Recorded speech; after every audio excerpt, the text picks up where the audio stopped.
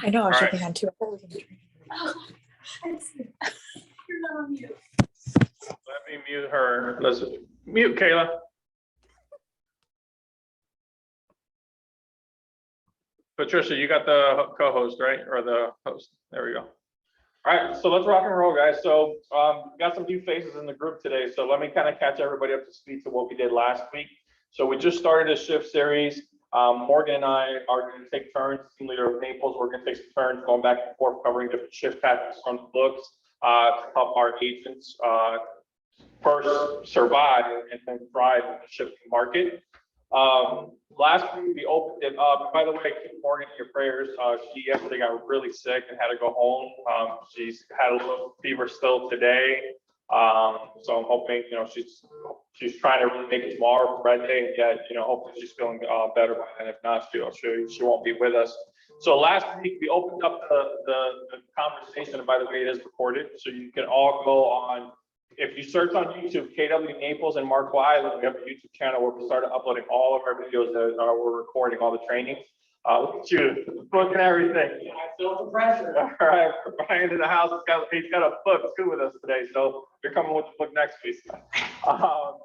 So we opened it up last week talking about what a shift is, like what we talked about going from a seller's market to a buyer's market and what that journey looks like, how much inventory it takes to be considered a buyer's market versus a stable market versus a shift. So we talked a lot about that, and then we went into tactic number one, was really around getting your mindset right in a shifting market. And I think one of the big takeaways for me with that really is that when the market shifts, those that survive and thrive are the ones that shift just as quickly.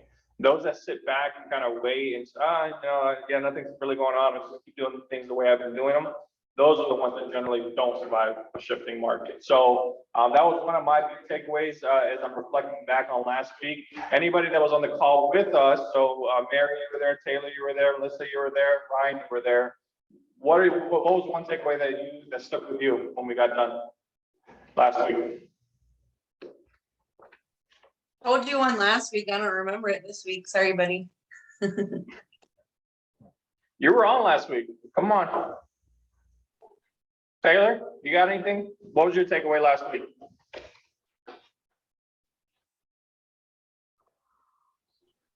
My brain isn't working.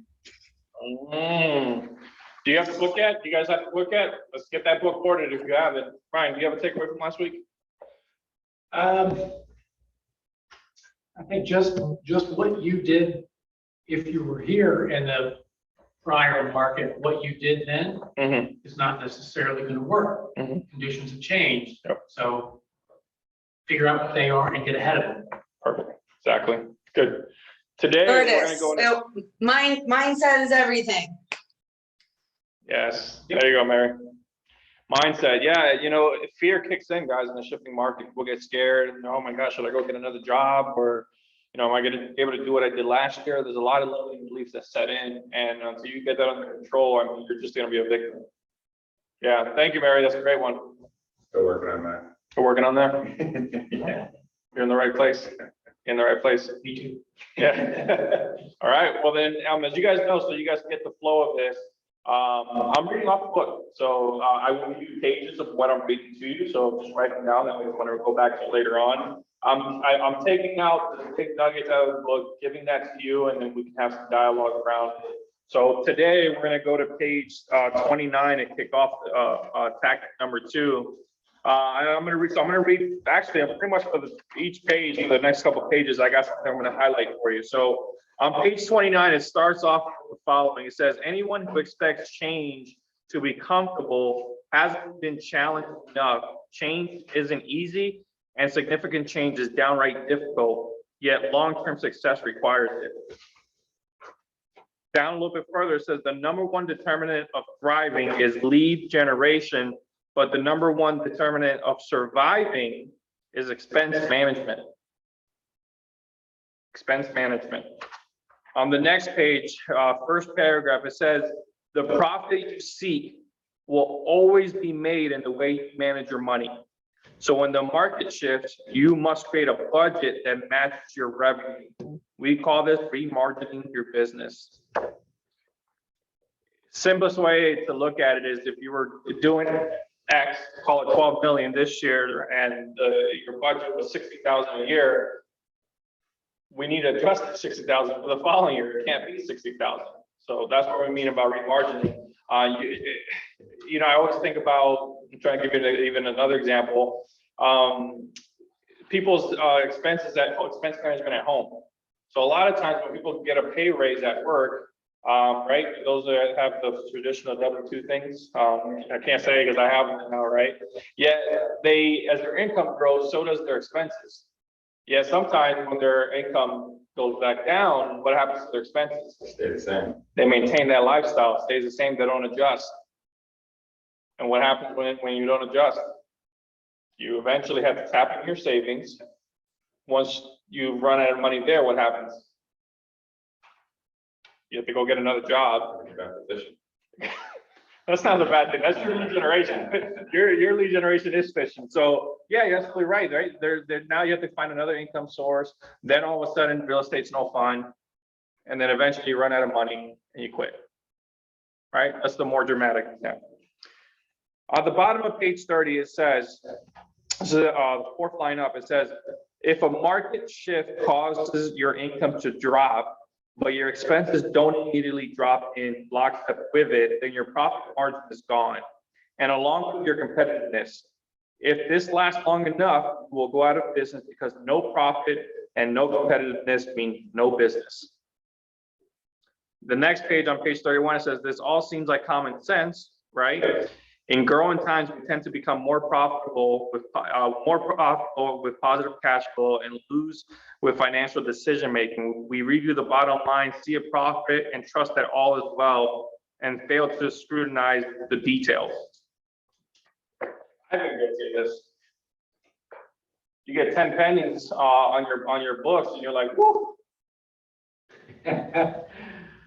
Yeah, living large, right? I'm counting that GCI is in the bank already.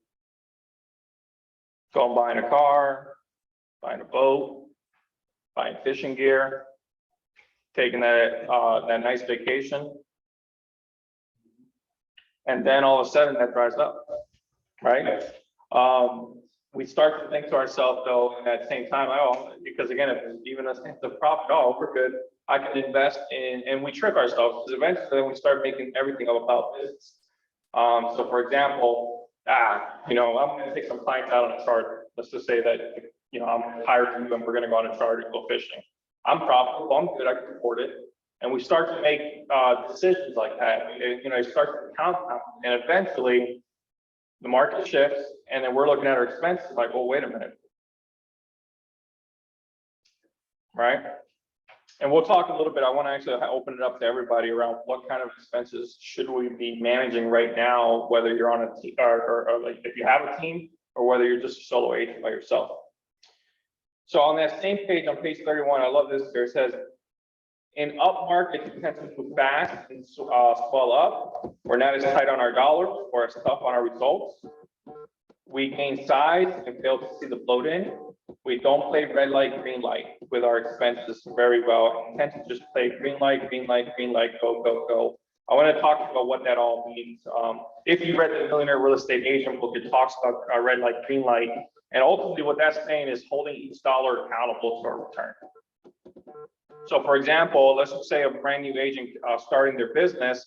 A lot of times what I'll see are things such as, hey, I'm going to get token, I'm going to get a dialer, I'm going to go ahead and pay for another website. I'm going to, what's another popular one? Hey, I'm going to rent this executive office suite. They haven't made any money yet. So they're green, green, green. They're going, they're just blowing money out. Versus the opposite. Hey, let me get a deal under contract. Let me close it. I'm going to put some money off to the side, then I'll reinvest back into my business.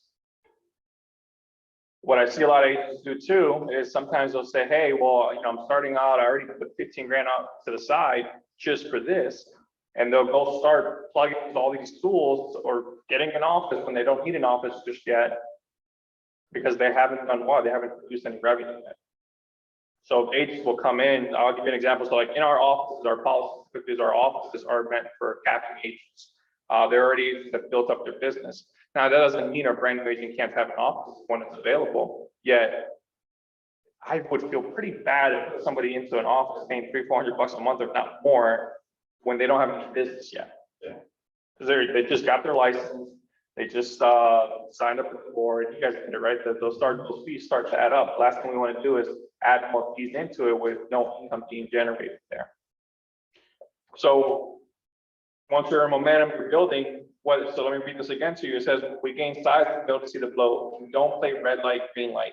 So, okay, I got a couple deals under contract, put some money to the side. Now I got 6 months of office space built, like saved up. Okay, great. Now you can invest in that office. What happens at 6 months if something happens, you're not producing any more income? What should happen to that office? Go to someone else. Should go to someone else. That's the red light, green light. You don't now add another expense in, because the reality is, hey, we didn't do the business we thought we would do. Right now, I'm going to cut business back or cut expenses back. So if you read the Millionaire Real Estate Agent book, what you do, should I say, that's one of the first opening chapters where you're going to find that.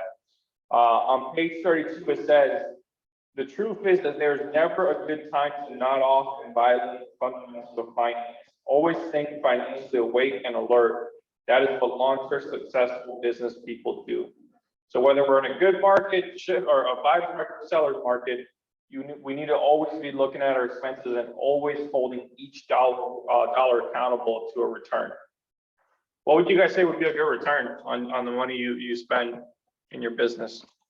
I'm going to open up the chat box to see something in the chat box. Oh, Glenn, yeah, buy a new car. What do you guys think? 1,000%. 1,000% return? Okay. Tell me more. How are we going to get 1,000% return? Hard work and diligence. Okay. You have to keep plugging at it. I mean, it's not going to do itself. What else? What do you guys think? How much of a return should we expect on our money? Got 1,000 here. I want that deal for sure. Well, I'm not talking about one deal. No, meaning the return on your money. I mean that type of return. Mary, I saw you unmuted. Were you Yeah. going to jump in? Yeah, I was gonna say at least 50%. You want it to be that any dollar you put in is a return and then make some money with it. Absolutely. Absolutely. Glenn, let me see what you have in the chat box here. Yeah, okay, yeah, thank you, Glenn. Yeah, no, absolutely. So I'm gonna ask you guys a question here a second. Let me read one more thing and then I'll open it up for a question. Most agents tend to think that they are as good as their last best year instead of the average over the career. And they set up their expectations and expenses accordingly. You guys want to read that again, or did you hear it? So they'll look at what their last, say I sold 12 million, I'm gonna base my expenses on that. But if your business was 4 million and 6 million the previous year before that, you should be taking the average all of it, not necessarily just assuming you're gonna have another $12 million year. So the question is this, and here's the dilemma we agents have. Do you spend based on your average year, your last year, or your best year, or to your goals?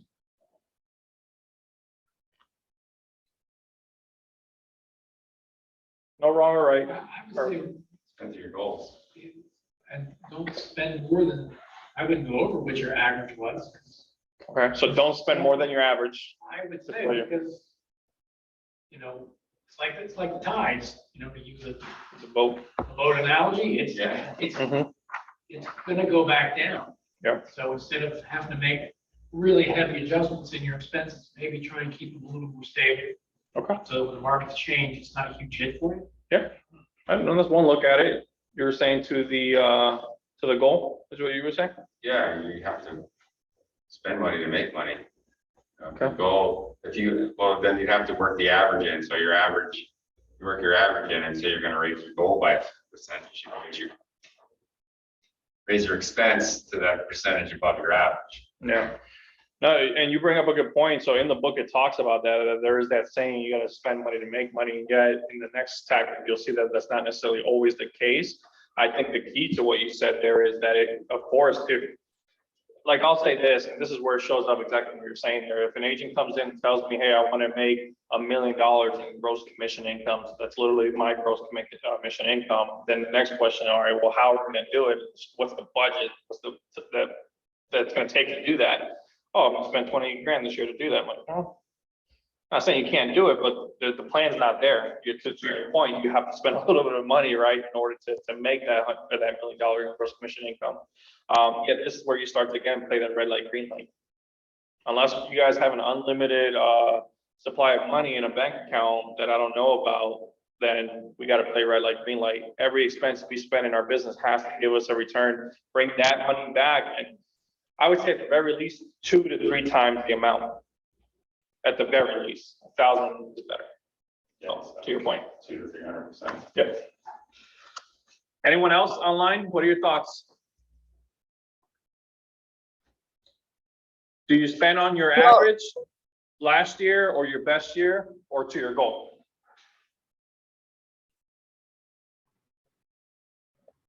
Go ahead, Melissa. Well, to your point before with, spending money to kind of make money, it's really just how you do it and how, like, being smart about it and really stretching it as much as you can to get that maximum return, that 200 to 300%. Okay. Very cool. Anyone else got any thoughts? Additional? Thank you. Do you create your budget based on your goal? Your best year? So we got some few agents on the call. What would you say? What is your thought? What do you see? What are you hearing? I think There's it no depends wrong, on guys. what you're We're going for. learning. Say it again, Kayla. I think it depends on what you're going for. If you're investing in PPC leads and that's where you're going to dedicate your business to, then obviously you're going to have to spend money. I think it should be based more along where your worst year is, because obviously year after year things change. But again, if you're doing circle prospecting, right, that there's not much overhead in that. So I think it just depends on where your source of business is going as well, as far as your expenses. There's some agents that put a lot of money into Zillow, and they see a ton of return. Again, that would be a scenario that you spend money, you make money, right? But not every case scenario we have to go spend money into. Yeah. You bring up a good point, Kayla, with Zillow as an example. I'll see agents that, they do spend a ton of money on Zillow leads, and there are agents out there, teams that have a high skill level when it comes to converting those leads. So that return for them is very good. On the flip side, I've seen agents in tears, little tears, because they just spent $3,000 in 3 months and they don't have a single lead that even looks remotely close to doing something. So I always look at that and I think about, well, probably if you think about the 5 jobs as a real estate agent, one of the jobs being script practice and role play, that's probably why they didn't convert some of those leads. So to the point Kayla's saying here, I'm not saying you can't spend money on something, but you got to make sure that the skill set is there to convert it, especially if you're doing online leads or whatever the case may be. So that's something for you to think about. Taylor, were you going to say something? I don't know. I was just going to say, me being a new agent right now, I'm hesitant to put a lot of money into something right now, because if I don't see the return in the place that I am, that would be probably detrimental to me if I was putting $3,000 in and not getting anything back. Yeah. So that would put me back from where I want to be. Yeah. So let's for the group, let's throw out some ideas then. So where can we spend money, or I'm sorry, where can we get leads? Where can we lead generate where it's going to be a lower, let's say 0 to low cost for the lead? Your own contacts. So your own contacts. Taylor, go ahead, and then Brian. On Facebook, you can see people put FSBOs up there, so you can use that as a resource. Leads, okay, Brian? Yeah, you hit it, your sphere. Your sphere of influence. Where else? Where else can we find leads? 0 cost. Open houses. Open houses. Throw them out there. Don't be shy, guys. Just throw out ideas. Write them down. Door knocking. Or knocking. There you go. Just a little sweat equity, literally. Going to like free group events. Free group networking events, there's a ton of those. Where else? Talking to people in the grocery store. Yeah. What else? Parents of your kids' friends or coaches or after school program teachers. People Yeah. at church. There you go. There you go. So it's all the people around you. Literally everywhere you go, there's an opportunity for you to find business, and it's free. It's just going to take you being more purposeful with your conversations. I always think about this, and there was an agent I was talking to, and he's like, yeah, I did the grocery store idea. Anytime he's at a grocery store, some type of social setting like that, like very purposeful about making sure he interacts with people as he's going about. And it's funny because like my personality type, like when I'm done working and going to the grocery store, the last thing I'm doing is talking to him. Like I don't want anybody talking to me at all. Right. So it's just, you got to find what works for you. And here's what I will tell you, whether you're new or a few months in or a year in or more, it doesn't matter at any market, especially now in a shifting market, is that granted now, if like Kayla's point, like I'm an agent that's already built my business on Zillow leads, maybe I may not cut that, yet I wouldn't go ahead and start implementing that. So going back to the point of red light, green light, I would be looking at what are all the free lead sources out there that I can work and start there. Because ultimately the goal here is to have conversations. Those conversations are free for you to have with anybody. And it's free for you to add someone to command. It's free for you to, well, you pay for your invoice to use command emails and send out nurtures.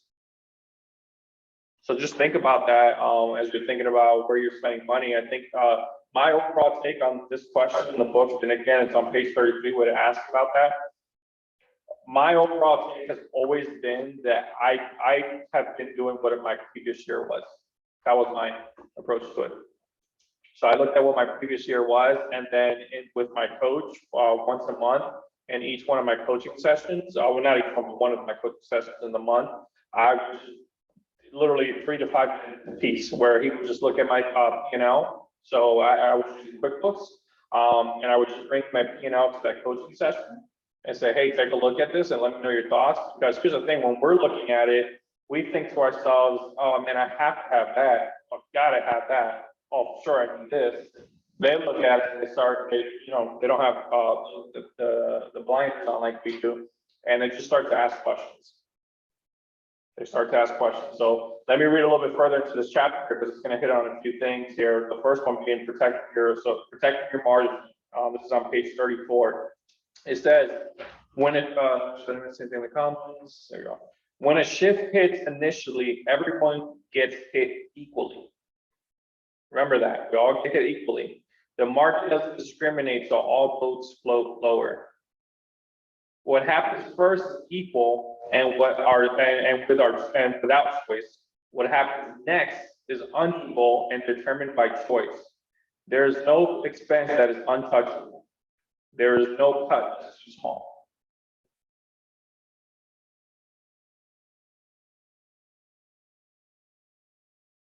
In COVID, when COVID first hit us March 2020, that we started shutting down offices, schools, etc. We went through an exercise. Who is James Shaw? You guys know he's the director of education now for Keller Williams. Previously, he was a bowl coach, and he had started these calls called Pivot Shift Ahead. Now, if you guys hear Pivot Shift Ahead, he's the one that started this when COVID began, and all the MAPS coaches. So MAPS coaches, so you guys know, those are the higher level coaches at Keller International. They generally will coach our MREA agents. Anybody can hire a MAPS coach, but going back to the point of green light, red light, I'm making money, I wouldn't go hire a MAPS coach right away because that's $1,000 a month commitment right off the bat. They want. The first thing those MAPS coaches did is they made us look at our P&Ls and say, okay, hey, what can we start cutting? And what we found is that in our personal and business, there's quite a few $1,000s in some cases. James Shaw, for example, I think his number was like $1,800 that he was able to cut. For myself, it was about $800 that I was able to cut at that particular moment in time in my business. And what do you think those expenses were? What do you think are the things that I cut at that time? Personal and business. The marketing stuff that you were paying for that you weren't really seeing the return on. Were you going to There you Let it go. go. That's a great example. Yeah, did you have a billboard and you haven't had a single call from that billboard? Let it go. What else? It's a good one. What else? Feel free to unmute at any time, guys. You can stay unmuted.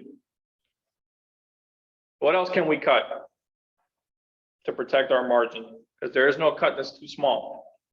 Your advertising expenses and try to do some of these other free things that are out there.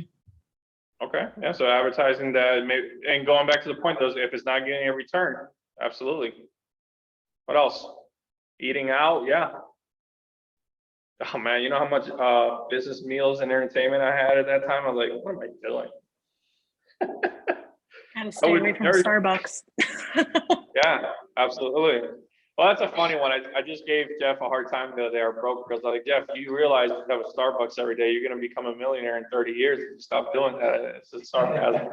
I don't know if that's gonna really do it, and yet it's a good point, though. If you are doing a lot of meals and entertainment, Starbucks, whatever the case may be, that's one way to cut back, right? There's no cuts too small. What else can we cut out of our business right now?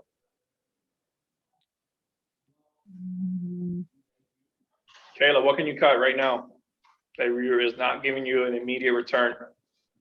So I actually hired a real estate coach also, and I've been doing a lot of YouTube. And at that time, she's like, listen, that's a long-term goal. It's not a short-term goal. So we dialed that back from 1-2 videos a week to 1-2 a month. So I actually personally just did that.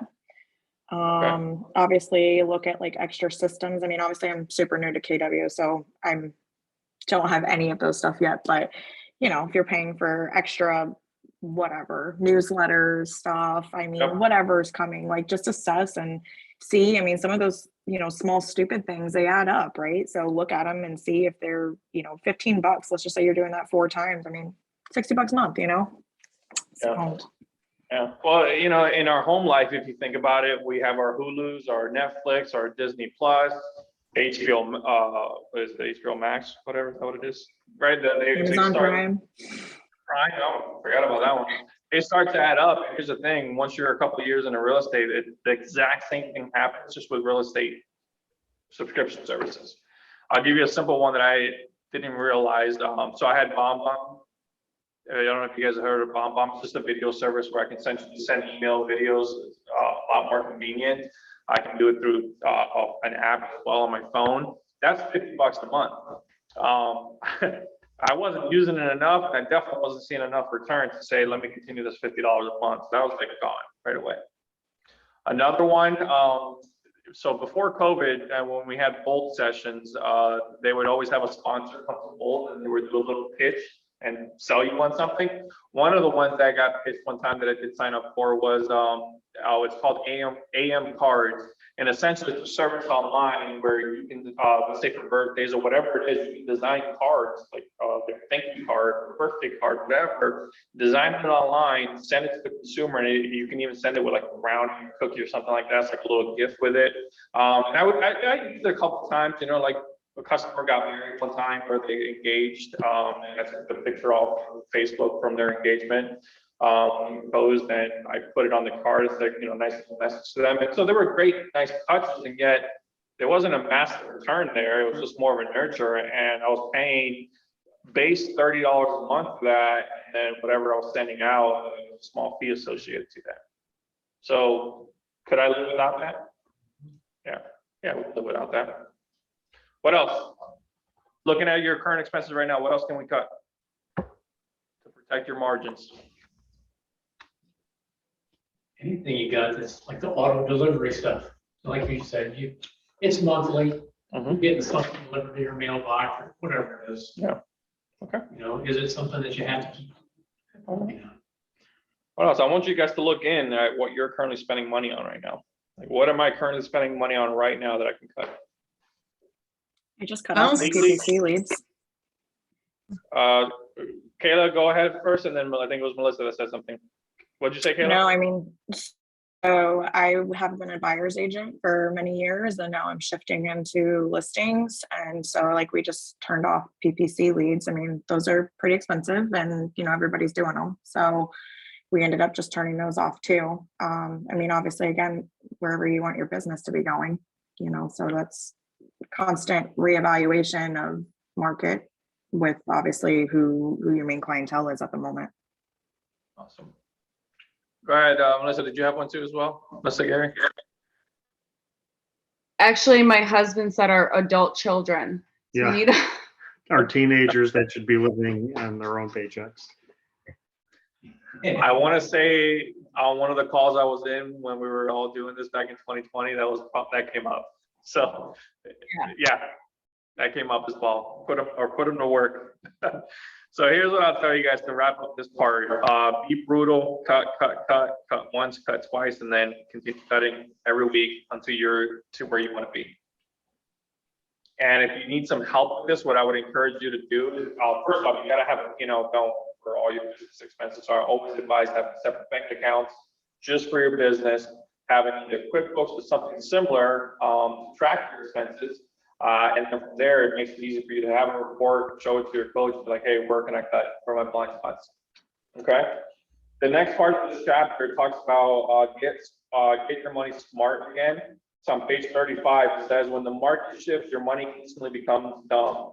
What worked no longer works, so what it was spent on doesn't yield the same result. It is dumb money. A little further down in the same paragraph, it says, to get the results you want, you'll have to pull back expenses, find your margin of profit, figure out what works, and then put your money behind it. First, you get smart, then your money gets smart. And then it wraps up the chapter there. So the next tactic is to be do more with less. So just talking about leverage. What questions do you guys have when it comes to expenses and managing your margins? So on tactic number 2. Questions? Pretty straightforward. Online, everything pretty straightforward with this. Kayla, Taylor, Gary, Mary, Yeah. Gwen. Okay, good. I'm putting it out there for you guys. If you don't have a P&L now, get one going and then shoot it over to me. I have no problem taking a look at your business expenses and seeing what we can help cut. And just know, as solo agents, sometimes maybe our business expenses are not that high. So then we need to do the same exercise, but with our personal expenses. So we have things that are fixed that we can't change. We have things that, maybe we can, I can't do without. Negotiated. I don't know. Maybe you're paying $150 for your lawn service. Can we get it down to $100? I already did that. Good, good. And then the third category is, hey, you know what? I can completely do without this. All right, cool. Go to page 37 if you have the book. So on page 37 now, it starts to get to tactic number 3. So again, it's do more with less leverage. It says here, when we are no longer able to change the situation, we are challenged to change ourselves. There's a ton of reading here I want to highlight with you guys, so just kick back and listen to me read. In the first page here, it says, when the market turns, it is time to roll up your sleeves and for everyone around you to do the same. It's time to work both smarter and harder. It's time to evaluate which resources and services must stay or go. It's time to consider effectiveness and efficiency as tools of necessity, and it is time to see what bang for the buck you get for the bucks you've got. So it says here that cutting expenses and finding your margin doesn't necessarily mean slashing quality or delivering less. It does, however, demand getting the job done with less money available to do it, and this will create a dynamic tension inside your business. If I'm a solo agent, for example, and I don't have leverage, meaning like an assistant or something that I pay for, so there's probably nothing there to cut. So when I think about doing more with less, how do you do that as a solo agent? And you don't have staff, so can't get the staff more work. How do we do it? More time. More time? Oh, yeah, well, more time to your Spend more time? business, yeah. Yeah. So really dive into your business. Yeah. Maybe longer hours possibly might be it. Instead of working on it 8 hours, they work on it 10 to 12 hours a day. Yeah, absolutely. What else? Changing Staying what you do. All right. We'll go Melissa first, then Mary. just trying to stay organized and really dedicating yourself to that calendar, really Efficiency. being efficient. Yeah. Cool. Mary, thank you. Just shift it. You might have to shift your time blocking and put more time into things that you weren't putting as much time in and less in others. just Yeah. to try to manage the new situation. Absolutely. So what things should we put more time into? Well, obviously lead generation should always be the first thing that we're putting the majority of our time into every day. Absolutely. What else? What else should we put more time into? Our mindset, especially during times like that where there is a shift and things aren't going as good as they were before, making sure you're staying in touch with your why and staying motivated to get through that part. Very good. Say that again. Nurturing your leads. Nurturing your leads. Yeah, if you don't, you might have a lead, but if you don't do anything with it, Yeah. someone else's lead at that point. Yeah. It's interesting for me to see it. Our mega agents. So think our mega teams like McCarty's, any mega team out there with Denny Grimes. I'm thinking of the Peters company out of Atlanta that they just did a training that they came and spoke with us. And it's funny because they even say too, it's like, yeah, no, I'm going on listing appointments now. I'm meeting with buyers now. Like I'm in it now. That's one way of doing more with less. They're just back in it. There's agents that built up a business around them so they can step away. You know, there's agents who said, no, I don't, you know, I haven't been working the weekends. That was the way I built my business. Now they're back to doing it, spending more time in. So I want to tell you guys some basics. So on page 38, so these are the basic principles that you should be back into at a high level. There's 6 of them that I'm going to highlight real quick.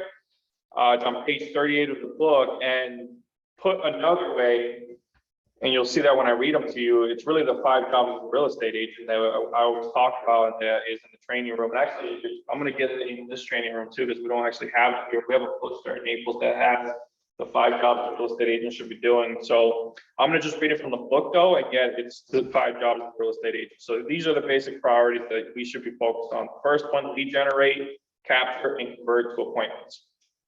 So you should be the one doing all your lead generating, capture, and converting. Number 2 is present to buyers and sellers and get agreements.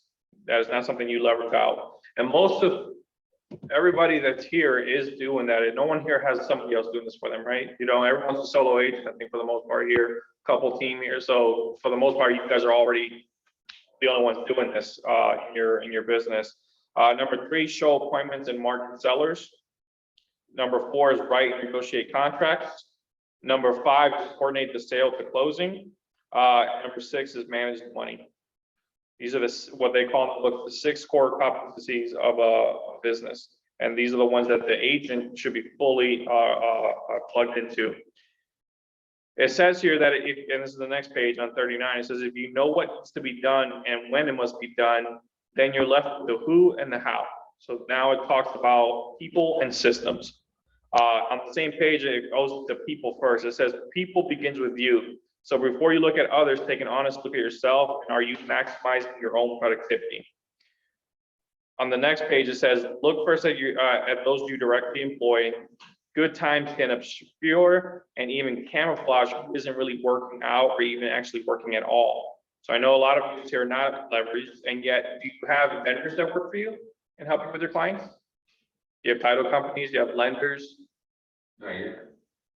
Well, once you get some deals going, you will, right? So your lender, your partners, your loan company, people that you recommend in your business, they're an extension of you. So we got to think about that as well, because you know, I think about lenders, for example. I mean, the reality is lenders are super, they're busy. I've even heard complaints of, you know, the lender's not getting back to me.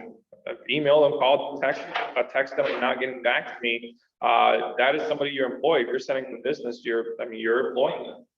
So that's who you hold accountable in the space here when you don't have that leverage. It says here, it's always about quality and never about quantity. So make sure that how you show up and the people that are showing up around your clients, that it's all about quality. And then on the next page, it says here, as you work through this, think assistant first and assistant second. Think part-timers, subcontractors, vendor, affiliates, or students. So that just goes back to the point, you know, when you think about doing more with less, and in this particular group that we have with us today, how do we get more work done, but not have to go spend a ton of money to do it? So think what parts of the job can we leverage out? And who can we leverage it out to? Do we have a high school student, one of your peers, or do you have one that can do a little work for a little money? Do you have somebody in college looking for some type of internship?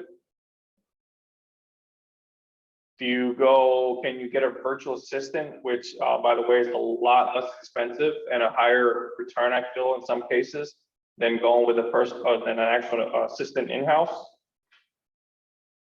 And then it goes back to the point of the vendors and subcontractors and the different people that you work with. But let's think about this for a second. There's 5 jobs a real estate agent should be doing.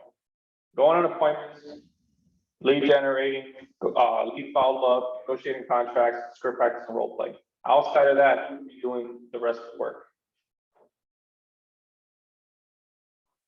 So assistant, right? Yeah, but we're talking about cutting expenses, right? And we're playing green light, red light. So the key here is, can you hire somebody based on either an internship, can you hire somebody based on performance? Like, there's other ways to get leverage in your world where you're not going out there and paying somebody a salary of $40,000 a year. So it's leveraging those the options that are out there. On page 42, and we're not going to read all of this here because it's quite a bit. I encourage you to read, obviously get the book. On page 42 and 43, it talks about 7 steps talent shift. The reason I'm not going to go crazy into it right now is because no one, for the most part, has an assistant or anybody that works for them. But the purpose of this part of the chapter is really to look at how do you re-engage your team to understand that, hey, first off, hey, we're going to have to do a lot more with less and make sure they're bought into it. So that's why, again, I'm not going into that right now. The rest of the chapter goes into how to scout talent. So once you're at the point of you're actually hiring leverage, it goes into that piece, how to scout talent. The part I do want to hit on, the next part of it after people is systems. So on page 46, when you go there, this is the last piece here. On page 46, now it talks about systems. It says you top grade people and you upgrade systems. Now that you know what you need to do, when you need to do it, and who you have doing it, it's time to tackle your system and how things are done. Good times usually plant seeds of system inefficiencies that during tough times sprout and choke weeds of ineffectiveness. We tend to add staff rather than improve systems and end up putting pressure on your budget instead of your process. It says here, we want to do more with less, and that means we have to make our approach to things simpler. This whole section is amazing, and yet here's what I think about. What systems do we have as solo agents that are in our business right now? Systems are our process. Let's talk about listings, for example. So what happens when you get a listing appointment? What has to happen next? You just call me, hey, I want you to come list my house, or I want you to come tell me what it's worth. What's generally the next step after that call? Anybody? CMA. All right. So put together your listing presentation. So we got a CMA listing presentation. What else? Go ahead, Mary. I was just gonna say deliver your listing presentation the day before. Yeah. So pre-listing packet is what she's referring to. Pre-listing packet. What else happens? You meet with them. Yeah. What else? You get them to sign the paper. Yep. What else? How do you sign it, right? Is it in person? Is it DocuSign? There's that aspect. What happens after that? You got the paperwork signed. What's next?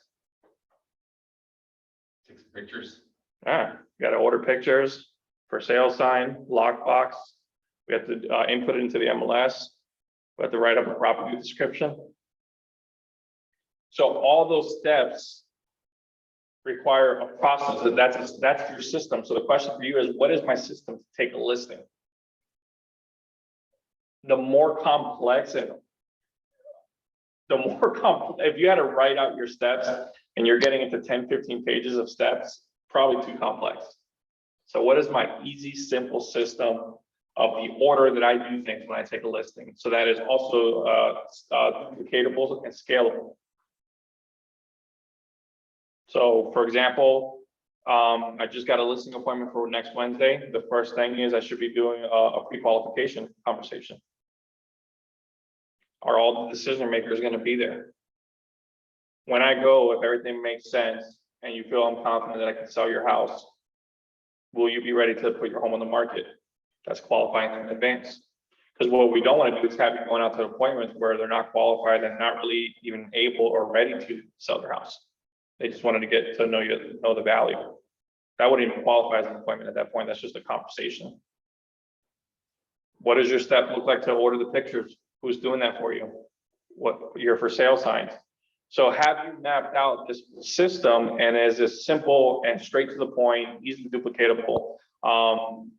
That's what that's referring to in regards to system. And we have systems for sellers, we have systems for buyers, we have systems for lead generation.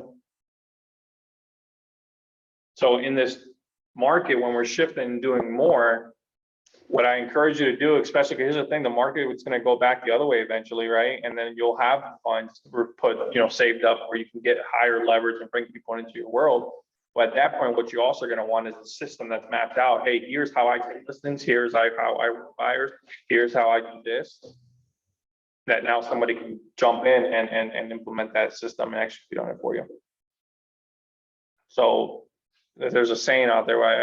What is it? Complexity is the killer or something. Do you know what I'm talking about? There's a saying out there. I've heard it, but I can't remember the exact saying, but essentially complexity is a killer.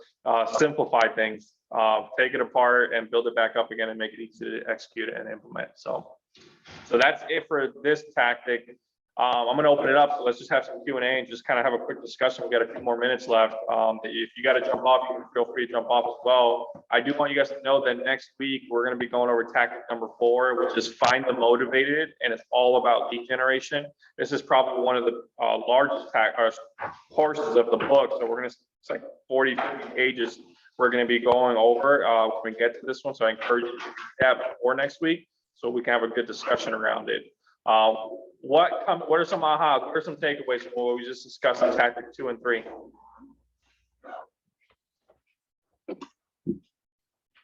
Feel free, unmute. What did you hear in tactic 2 and 3 that you can implement right away in your business? Managing expenses is key. Yeah, don't hesitate to cut because everybody's gonna have to do the same thing. For the most part, us are gonna do the same thing, so don't hesitate to cut.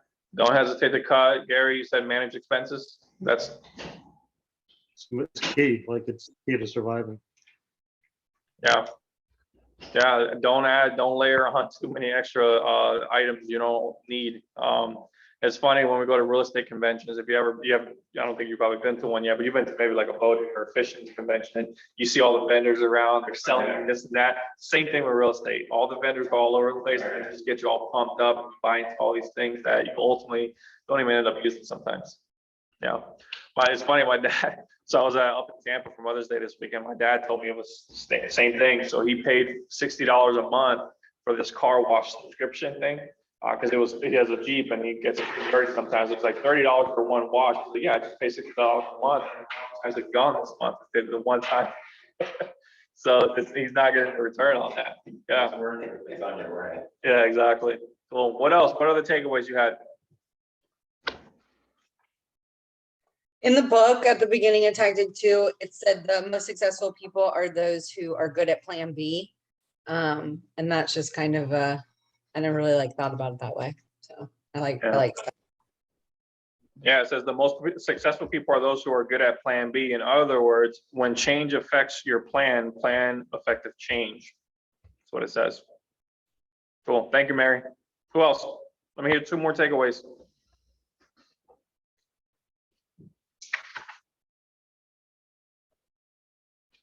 I'm leaning on you, Zoom. I already got 2 takeaways in the room. The crowd goes wild. Get back to basics. Yes, get back to the basics. What about you, Kayla? Are you thinking of any expenses, any additional expenses that you might be able to cut? Save a couple more bucks a month right now? No, actually, because I just reassessed everything before I switched brokerages. So I just went through all of that. I mean, it's pretty much now just getting consistent in my new process. So Let me ask you, because I know we're just getting to know each other too. Do you have a P&L? Like, do you use some type of system to track your expenses?